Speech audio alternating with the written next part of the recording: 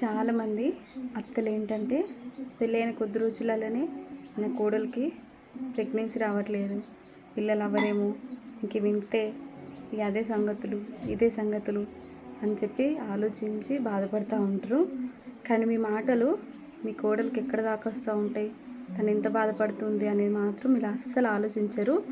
అమ్మ, ప్రతి ఒక్క అత్తకి ఒకటి చెప్తా వినండి. అమ్మతనం అనేది అత్తతనం కన్నా గొప్పది, గుర్తుంచుకోండి.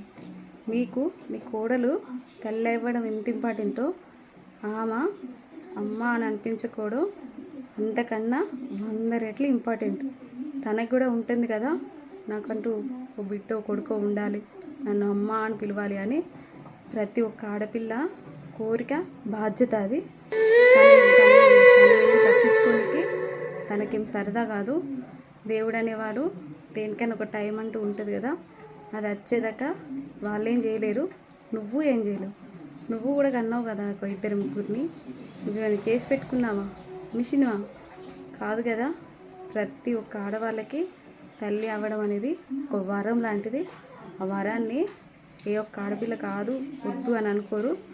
ప్రతి ఒక్క ఆడవాళ్ళు అర్థం చేసుకోవాల్సింది ఒకటే, ఎందుకు కానట్లేదు, దీనికి ఎందుకు అవ్వట్లేదు అనడం కన్నా అవుతుందిలే, ఎందుకు బాధ అని మీ కోడలికి కాస్త ధైర్యాన్ని ఇచ్చి మాట్లాడండి.